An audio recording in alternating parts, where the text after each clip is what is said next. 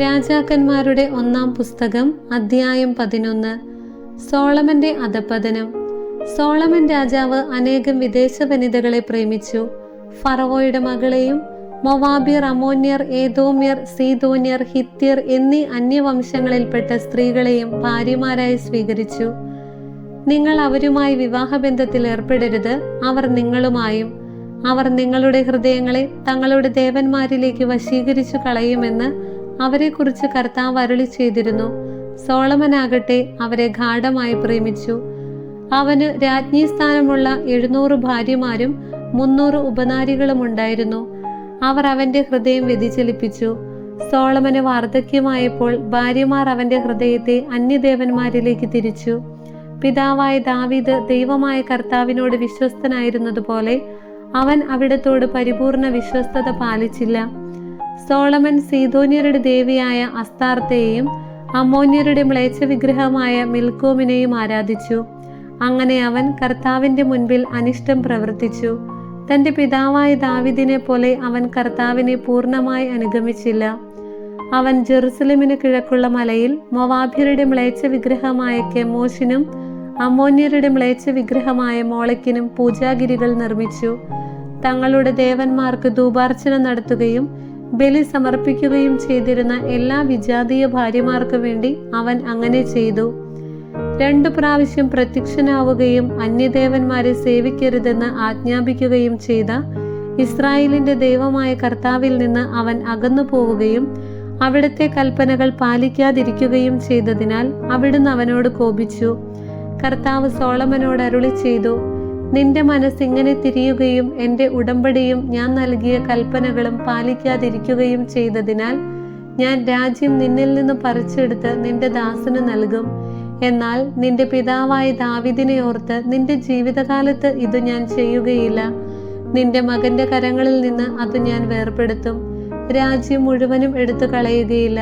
എൻ്റെ ദാസനായ ദാവീദിനെയും ഞാൻ തിരഞ്ഞെടുത്ത ജെറുസലേമിനെയും ഓർത്ത് നിന്റെ പുത്രന് ഒരു ഗോത്രം നൽകും. കർത്താവ് ഏദോമിനായ ഹദാദിനെ സോളമനെതിരായി തിരിച്ചുവിട്ടു. അവൻ ഏദോം രാജവംശത്തിൽപ്പെട്ടവനായിരുന്നു. ദാവീദ് ഏദോമിലായിരുന്നപ്പോൾ സേനാനായകൻ യോവാബ് യുദ്ധത്തിൽ കൊല്ലപ്പെട്ടവരെ സംസ്കരിക്കാൻ അങ്ങോട്ട് പോയി. ഏദോംകാരിൽ പുരുഷന്മാരെയെല്ലാം അവൻ വധിച്ചു. ഏദോമിലെ പുരുഷന്മാരെ കൊന്നൊടുക്കുന്നതുവരെ 6 മാസക്കാലം യോവാബും ഇസ്രായേൽക്കാരും അവിടെ താമസിച്ചു. അക്കാലത്ത് ഹദാദും അവന്റെ പിതാവിന്റെ ദാസരായ ഏദോമ്യരിൽ ചിലരും ഈജിപ്തിലേക്ക് ഓടി രക്ഷപ്പെട്ടു. ഹദാദ് അന്ന് കൊച്ചുകുട്ടിയായിരുന്നു. മിദിയാനിൽ നിന്ന് പുറപ്പെട്ട അവർ പാരാനിലെത്തി.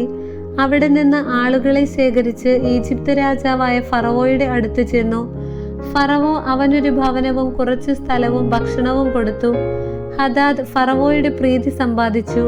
ഫറവോ തന്റെ ഭാര്യയായ തഹ്ഫ്നേസ് രാജ്ഞിയുടെ സഹോദരിയെ ഹദാദിനു ഭാര്യയായി കൊടുത്തു. ഹദാദിന് അവളിൽ ഗനുബാത്ത് എന്നൊരു മകനുണ്ടായി. മുലകുടി മാറുന്നതുവരെ തഹ്ഫ്നേസ് അവനെ ഫറവോയുടെ കൊട്ടാരത്തിൽ വളർത്തി. അവൻ അവിടെ ഫറവോയുടെ പുത്രന്മാരോട് കൂടെ വസിച്ചു.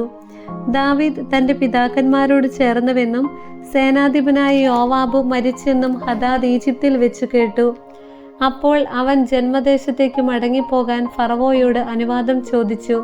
ഫറവോ പറഞ്ഞു, എൻ്റെ അടുത്ത് എന്ത് കുറവുണ്ടായിട്ടാണ് നീ സ്വദേശത്തേക്ക് പോകാൻ ആഗ്രഹിക്കുന്നത്? എന്നെ വിട്ടയച്ചാലും. അവൻ വീണ്ടും അപേക്ഷിച്ചു.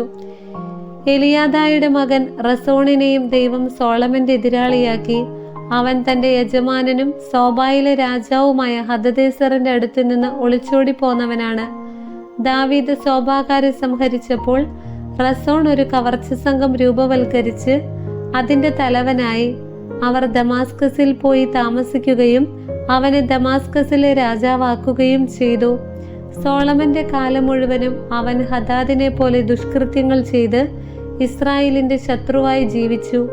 അവൻ ഇസ്രായേലിനെ വെറുത്തുകൊണ്ട് സിറിയയിൽ ഭരണം നടത്തി. സോളമന്റെ ഭൃത്യനും സെരേദായിൽ എഫ്രൈമിനായ നെബാത്തിന്റെ മകനുമായ ജെറോബാവാം അവന്റെ അമ്മ സെരൂവ എന്ന വിധവയായിരുന്നു. രാജാവിനെതിരെ കരമുയർത്തി. അവൻ രാജാവിനെതിരായി പ്രവർത്തിക്കാൻ കാരണം ഇതാണ്. സോളമൻ മില്ലോ പണിയുകയും തന്റെ പിതാവായ ദാവീദിന്റെ നഗരത്തിലുണ്ടായിരുന്ന അറ്റകുറ്റങ്ങൾ തീർക്കുകയും ചെയ്തു. ജെറോബാവാം വളരെ കഴിവുള്ളവനായിരുന്നു. പരിശ്രമശാലിയായ അവനെ സോളമൻ ജോസഫിന്റെ ഭവനത്തിലെ അടിമവേലയുടെ മേൽനോട്ടക്കാരനാക്കി. ഒരു ദിവസം ജെറോബോവാം ജെറുസലേമിൽ നിന്ന് പുറത്തു പോകവേ ശീലോന്യനായ അഹിയ പ്രവാചകൻ അവനെ കണ്ടുമുട്ടി. അഹിയ ഒരു പുതിയ അങ്കി ധരിച്ചിരുന്നു. ആ വെളിമ്പ്രദേശത്ത് അവർ ഇരുവരും മാത്രമേ ഉണ്ടായിരുന്നുള്ളൂ. അഹിയ താൻ ധരിച്ചിരുന്ന പുതിയ അങ്കിയെടുത്ത് 12 കഷ്ണങ്ങളായി കീറി. അവൻ ജെറോബോവാമിനോട് പറഞ്ഞു, 10 കഷ്ണം നീ എടുത്തുകൊള്ളുക. ഇസ്രായേലിന്റെ ദൈവമായ കർത്താവ് അരുളി ചെയ്യുന്നു, ഞാൻ സോളമന്റെ കയ്യിൽ നിന്ന് രാജ്യമെടുത്ത് 10 ഗോത്രങ്ങൾ നിനക്ക് തരും. എൻ്റെ ദാസനായ ദാവീദിനെ ഓർത്തും ഇസ്രായേലിലെ എല്ലാ ഗോത്രങ്ങളിലും നിന്ന് ഞാൻ തെരഞ്ഞെടുത്ത ജെറുസലേം നഗരത്തെ ഓർത്തും അവനൊരു ഗോത്രം നൽകും. അവൻ എന്നെ മറന്ന് സീദോന്യരുടെ ദേവി അസ്താർത്തേയും മൊവാബ്യരുടെ ദേവനായ കെമോഷിനെയും അമ്മോന്യരുടെ ദേവനായ മിൽക്കോമിനെയും ആരാധിച്ചു. അവൻ തൻ്റെ പിതാവായ ദാവീദിനെ പോലെ എൻ്റെ മാർഗത്തിലൂടെ ചരിച്ച് എൻ്റെ മുൻപിൽ നീതി പ്രവർത്തിക്കുകയോ എൻ്റെ കൽപ്പനകളും നിയമങ്ങളും അനുസരിക്കുകയോ ചെയ്തില്ല.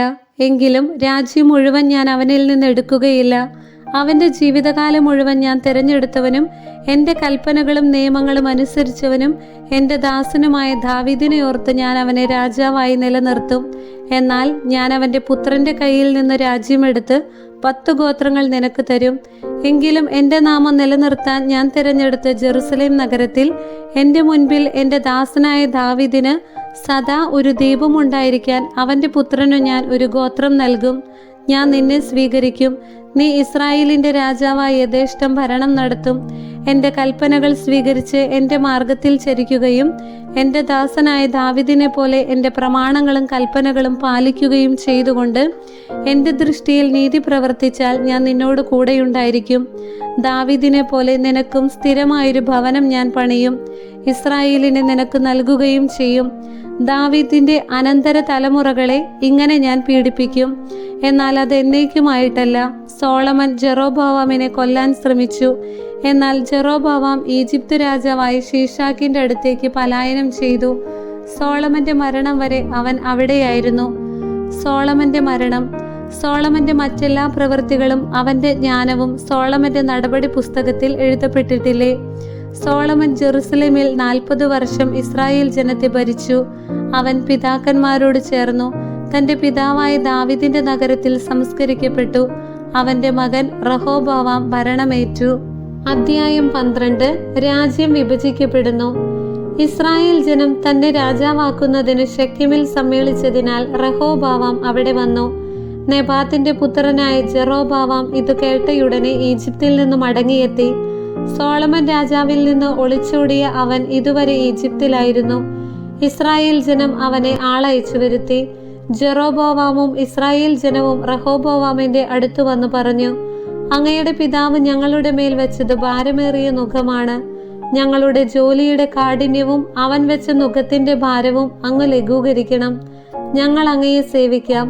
അവൻ പറഞ്ഞു, നിങ്ങൾ ഇപ്പോൾ പോകുവിൻ. 3 ദിവസം കഴിഞ്ഞു വരുവിൻ. ജനം മടങ്ങിപ്പോയി. റഹോബോവാം തന്റെ പിതാവായ സോളമൻ രാജാവിന്റെ വൃദ്ധരായ ഉപദേശകന്മാരോട് ആലോചിച്ചു, ജനത്തിന് എന്തുത്തരം നൽകണമെന്നാണ് നിങ്ങളുടെ അഭിപ്രായം? അവർ പറഞ്ഞു, അങ്ങ് അവർക്ക് വഴങ്ങി അവരെ സേവിക്കുകയും അവർക്ക് ദയാപൂർവം മറുപടി നൽകുകയും ചെയ്താൽ അവർ എന്നും അങ്ങയുടെ ദാസന്മാരായിരിക്കും. മുതിർന്നവരുടെ ഉപദേശം നിരസിച്ച് അവൻ തന്നോടൊത്തു വളർന്ന പാർശ്വവർത്തികളായ യുവാക്കന്മാരോട് ആലോചിച്ചു. അവൻ അവരോട് ചോദിച്ചു, അങ്ങയുടെ പിതാവ് ഞങ്ങളുടെ മേൽ വെച്ച നുകം ലഘൂകരിക്കുക എന്ന് പറയുന്ന ഈ ജനത്തിന് എന്തു മറുപടി നൽകണമെന്നാണ് നിങ്ങളുടെ അഭിപ്രായം? അവനോടൊപ്പം വളർന്നു വന്ന ആ യുവാക്കൾ പറഞ്ഞു, അങ്ങയുടെ പിതാവ് ഞങ്ങളുടെ നുകത്തിന്റെ ഭാരം കൂട്ടി അങ്ങത് കുറച്ചു തരണമെന്ന് പറഞ്ഞ ഈ ജനത്തോട് പറയുക, എന്റെ ചെറുവിരൽ എന്റെ പിതാവിന്റെ അരക്കെട്ടിനേക്കാൾ മുഴുപ്പുള്ളതാണ്. അവൻ ഭാരമുള്ള നുകം നിങ്ങളുടെ മേൽ വച്ചു, ഞാൻ അതിന്റെ ഭാരം കൂട്ടും. അവൻ നിങ്ങളെ ചാട്ടകൊണ്ടടിച്ചു, ഞാൻ മുൾച്ചാട്ടകൊണ്ടടിക്കും. രാജാവിന്റെ നിർദ്ദേശമനുസരിച്ച് ജെറോബോവാമും ജനവും 3-ാം ദിവസം റഹോബോവാമിന്റെ അടുക്കൽ വന്നു. മുതിർന്നവർ നൽകിയ ഉപദേശം അവഗണിച്ച് രാജാവ് ജനത്തോട് പരുഷമായി സംസാരിച്ചു. യുവാക്കളുടെ ഉപദേശമനുസരിച്ച് അവൻ പറഞ്ഞു, എന്റെ പിതാവ് നിങ്ങളുടെ മേൽ ഭാരമുള്ള നുകം വെച്ചു, ഞാൻ അതിന്റെ ഭാരം കൂട്ടും. എന്റെ പിതാവ് നിങ്ങളെ ചാട്ടകൊണ്ടടിച്ചു, ഞാൻ മുൾച്ചാട്ടകൊണ്ടടിക്കും. രാജാവ് ജനത്തിന്റെ അപേക്ഷ കേട്ടില്ല. നെബാത്തിന്റെ മകനായ ജെറോബോവാമിനോട് ശീലോന്യനായ അഹിയ മുഖേന ദൈവമായ കർത്താവ് അരുളി ചെയ്തത് നിറവേറുന്നതിനാണ് ഇപ്രകാരം സംഭവിക്കാൻ അവിടുന്ന് ഇടയാക്കിയത്. രാജാവ് തങ്ങളുടെ അപേക്ഷ സ്വീകരിച്ചില്ല എന്ന് കണ്ട് ജനം പറഞ്ഞു, ദാവീദുമായി ഞങ്ങൾക്ക് എന്തു ബന്ധം? ജസ്സയുടെ പുത്രനിൽ ഞങ്ങൾക്ക് എന്തവകാശം? ഇസ്രായേലേ, കൂടാരങ്ങളിലേക്ക് മടങ്ങുക. ദാവീദേ, നീ നിന്റെ കുടുംബം നോക്കിക്കൊള്ളുക. അനന്തരം ഇസ്രായേൽ ജനം തങ്ങളുടെ കൂടാരങ്ങളിലേക്ക് മടങ്ങി. റഹോബോവാം യൂദാ നഗരങ്ങളിൽ വസിച്ചിരുന്ന ഇസ്രായേൽ ജനത്തിന്റെ മേൽ വാഴ്ച നടത്തി. അവൻ അടിമവേലകളുടെ മേൽനോട്ടക്കാരനായ അദോറാമിനെ ഇസ്രായേലിലേക്ക് അയച്ചു. ഇസ്രായേൽ ജനം അവനെ കല്ലെറിഞ്ഞു കൊന്നു. ജെറുസലമിലേക്ക് പലായനം ചെയ്യാൻ റഹോബോവാം രാജാവ് അതിവേഗം തന്റെ രഥത്തിൽ കയറി. അങ്ങനെ ഇസ്രായേൽ ദാവീദിന്റെ ഭവനത്തോട് ഇന്നും കലഹത്തിലാണ്. ജെറോബോവാം മടങ്ങി വന്നെന്ന് കേട്ടപ്പോൾ ഇസ്രായേൽ ജനം ഒരുമിച്ചു കൂടി അവനെ വരുത്തി ഇസ്രായേലിന്റെ രാജാവാക്കി. യൂദായുടെ ഗോത്രമൊഴികെ മറ്റൊന്നും ദാവീദിന്റെ ഭവനത്തെ അനുഗമിച്ചില്ല. സോളമന്റെ പുത്രൻ റഹോബോവാം ജെറുസലേമിൽ നിന്ന് ഇസ്രായേലിനോട് യുദ്ധം ചെയ്ത് രാജ്യം വീണ്ടെടുക്കാൻ യൂദായുടെയും ബെഞ്ചമിന്റെയും ഗോത്രങ്ങളിൽ നിന്ന് യുദ്ധവീരന്മാരായ 1,80,000 പേരെ ശേഖരിച്ചു. എന്നാൽ പ്രവാചകനായ ശെമായയോട് ദൈവം അരുളി ചെയ്തു, യൂദായിലെ രാജാവും സോളമന്റെ മകനുമായ റഹോബോവാമിനോടും യൂദായുടെയും ബെഞ്ചമിന്റെയും ഭവനങ്ങളോടും മറ്റു ജനത്തോടും പറയുക, കർത്താവ് അരുളി ചെയ്യുന്നു, നിങ്ങൾ മുൻപോട്ട് പോകരുത്. നിങ്ങളുടെ സഹോദരരായ ഇസ്രായേൽ ജനത്തോട് യുദ്ധം ചെയ്യരുത്. വീടുകളിലേക്ക് മടങ്ങുവിൻ. ഞാനാണിത് പറയുന്നത്. കർത്താവിന്റെ വാക്കുകേട്ട് അവർ മടങ്ങിപ്പോയി. ജെറോബോവാം കർത്താവിൽ നിന്ന് അകലുന്നു. ജെറോബോവാം എഫ്രായിം മലനാട്ടിൽ ശെഖേം ബലിഷ്ഠമാക്കി അവിടെ വസിച്ചു. പിന്നീട് അവിടെ നിന്ന് പോയി പെനുവേലും ബലിഷ്ഠമാക്കി. അവൻ ആത്മഗതം ചെയ്തു. ദാവീദിന്റെ ഭവനത്തിലേക്ക് രാജ്യം തിരികെ പോകും. ഈ ജനം ജെറുസലേമിൽ കർത്താവിന്റെ ഭവനത്തിൽ ബലിയർപ്പിക്കാൻ പോയാൽ യൂദാ രാജാവായ റഹോബോവാമിന്റെ നേർക്ക് അവരുടെ മനസ്സ് തിരിയുകയും അവർ എന്നെ വധിച്ചതിനു ശേഷം അവനെ അനുഗമിക്കുകയും ചെയ്യും. അതിനാൽ രാജാവ് ഒരു ഉപായം കണ്ടുപിടിച്ചു. സ്വർണം കൊണ്ട് 2 കാളക്കുട്ടികളെ നിർമ്മിച്ചിട്ട് അവൻ ജനത്തോട് പറഞ്ഞു, നിങ്ങൾ ജെറുസലേമിലേക്ക് പോകേണ്ട.